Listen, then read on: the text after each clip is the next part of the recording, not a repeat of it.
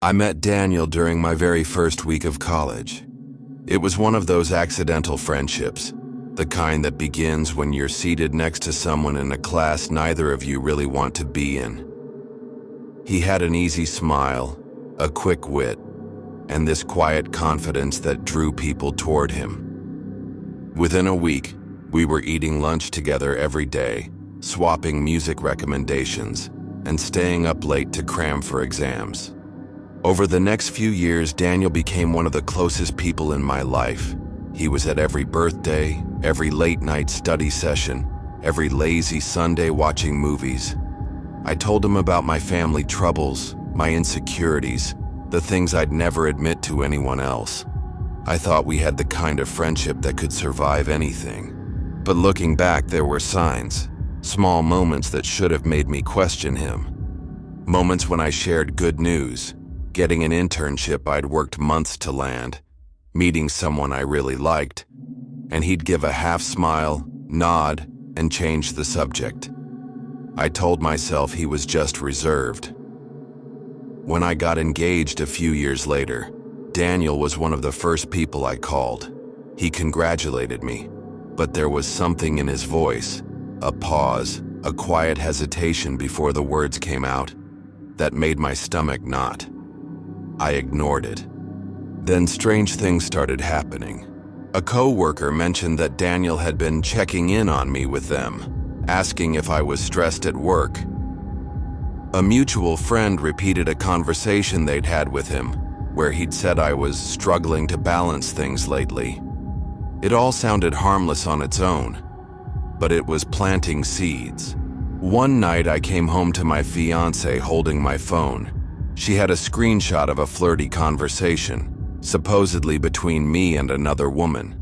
The problem was, I had never sent those messages. The tone was wrong, the spelling wasn't mine, but it looked convincing enough. She stormed out. I called Daniel in tears and he was almost too ready to comfort me. He told me not to bother explaining that some people just aren't meant to last. He didn't try to reassure me or help fix things.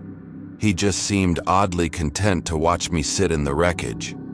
After the breakup, I threw myself into work. That's when the next blow came.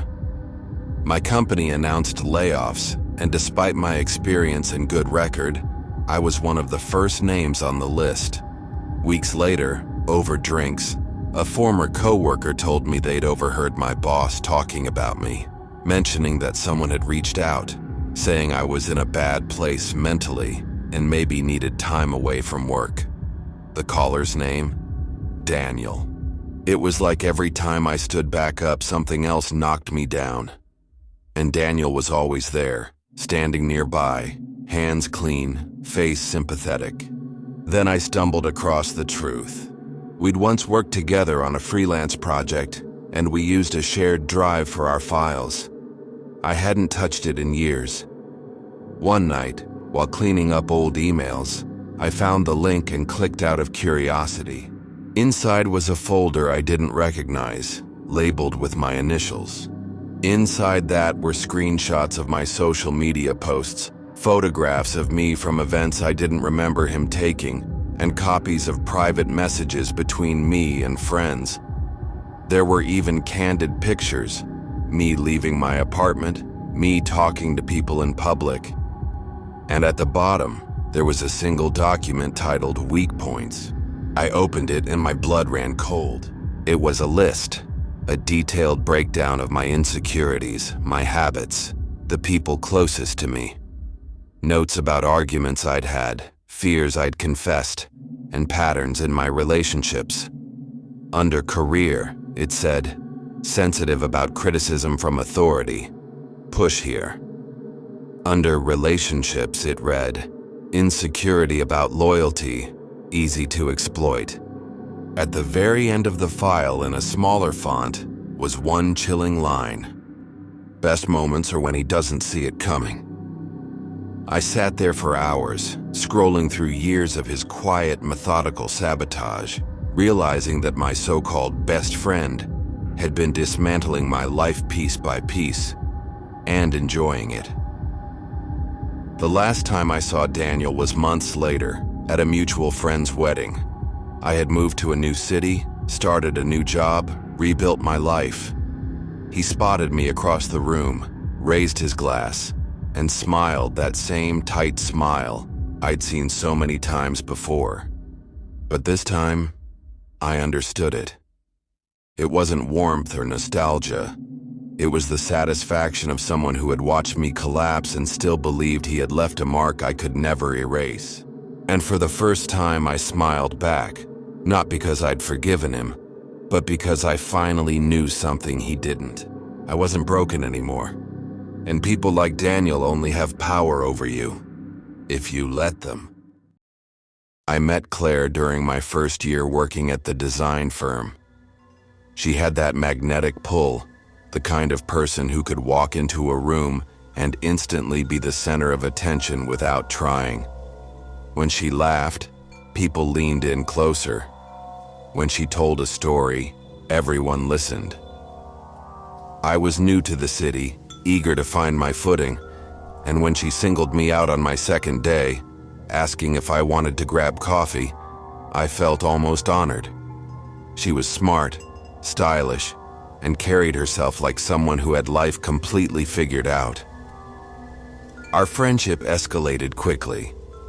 Lunches turned into weekend brunches. Text messages bled into long phone calls at night.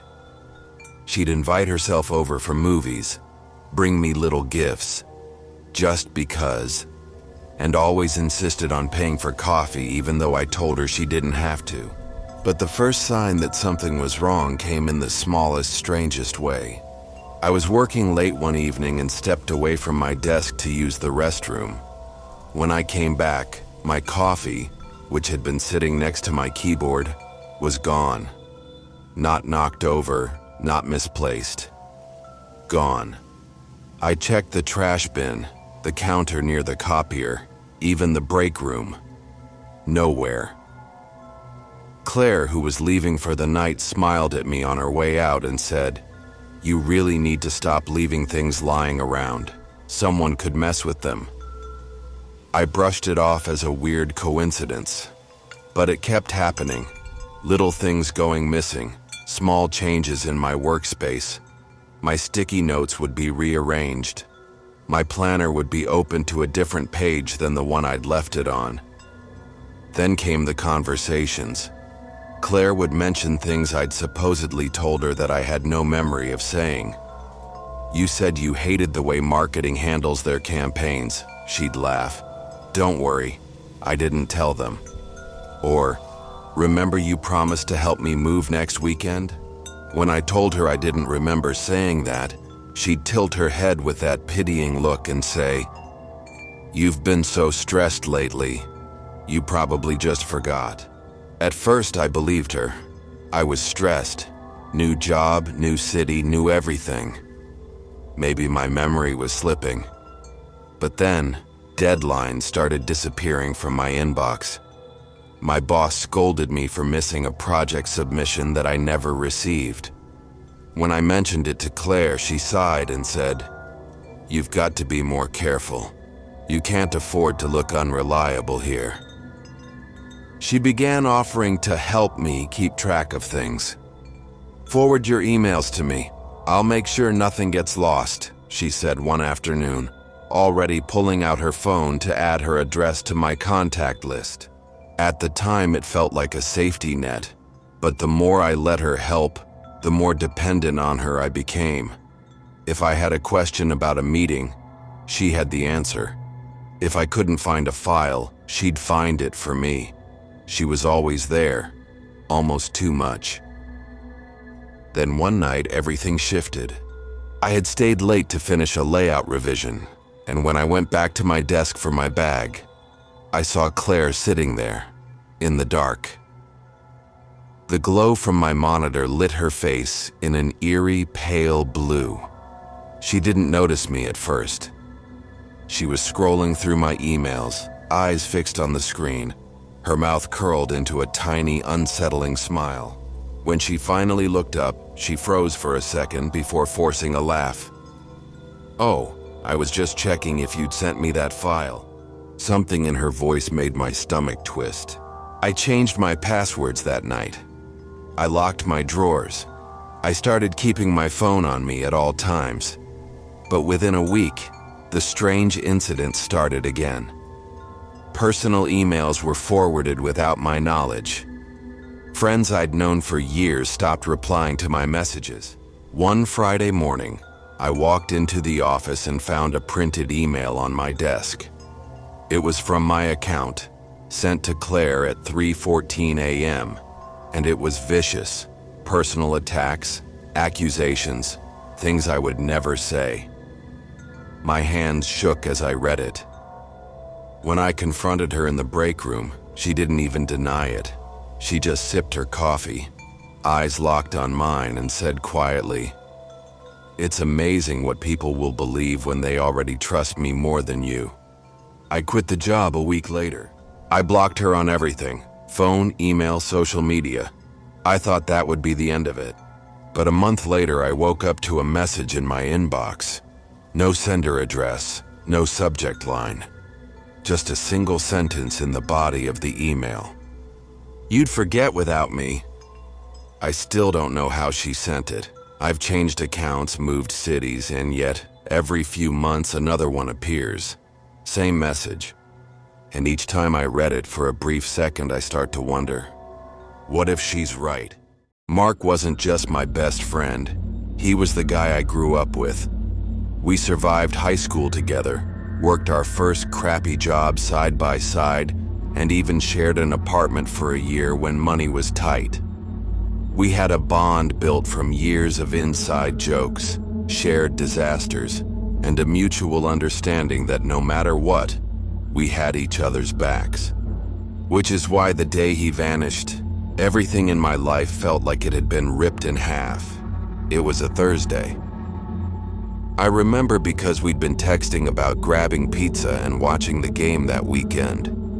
His last message to me was a meme about how terrible my football team was. Just stupid, normal stuff. Nothing to hint at what was coming. The next day, he didn't show up to work. That was weird but not panic-worthy. Until his boss called me asking if I'd heard from him. I drove straight to his apartment. The door wasn't locked. His phone was on the coffee table next to his wallet and keys. His bed was unmade. His jacket, the one he never left home without, was hanging by the door. It looked like he'd stepped out for a smoke and never came back. The police did their thing. I was there when they searched the place, combed through his phone, interviewed neighbors. No signs of a struggle, no forced entry, no suspicious activity on his accounts. He'd just vanished. Days turned to weeks, weeks into months. Every lead went cold. His family held a memorial after a year. It felt wrong, but I went, because maybe it would help me move on. It didn't. 2 years later, I got a message. It was from Mark's Facebook account. The same profile picture he'd had the day he disappeared. Him at the county fair, grinning with blue cotton candy stuck to his lips. The message said, "Hey, long time no see, wanna hang out like old times?" My heart was pounding. My fingers shook as I typed. "Mark, where are you? Are you okay?" The reply came instantly. "I'm fine. Just in a different place now. You'll understand soon." I tried to call him. The phone rang once before cutting to static. Not normal static, but a deep, layered noise, like old film crackling and something breathing underneath. Then it cut off. That night, I got another message. "It's cold here." Over the next few weeks, the messages kept coming. Some were small details only he could know, about a scar on my knee, about the time we skipped school to watch horror movies all day. Others were strange, unsettling. "I'm right outside. Don't go near the lake. I can see you now." One night at 3:17 a.m., my phone buzzed. A video call from Mark. I answered. At first, the screen was almost entirely black. Then faint movement, like something swaying in shallow water. The sound was faint but unmistakable. slow, deliberate breathing. The darkness shifted and Mark's face emerged, but it wasn't the Mark I remembered. His skin was pale and waterlogged, his lips tinged blue, and his eyes, they were cloudy, almost white. Water dripped from his hair, running down his cheeks. He smiled, but it was strained, unnatural. His voice was warped, distant, like it was coming through layers of static. "I'm still your friend, and I'm coming back." Before I could speak, the call ended. My phone buzzed again and again, dozens of messages coming in all at once. All of them said the same thing: "Let's hang out." I blocked the account, deleted my profile, changed my number. I even moved to a new apartment across town. For a while, I thought it was over. Last week, I woke up to the sound of dripping water in my kitchen. When I went to check, the sink was dry, but on the counter was a Polaroid. It was a picture of me, sleeping in my bed. And in the far corner of the frame, just barely visible in the darkness, was Mark, standing in the shadows, smiling. If you made it this far, thank you for spending your night with us. If these stories gave you chills, there's plenty more waiting. Don't forget to subscribe to Night Fear Stories for new terrifying tales every single night. Sleep well, if you can.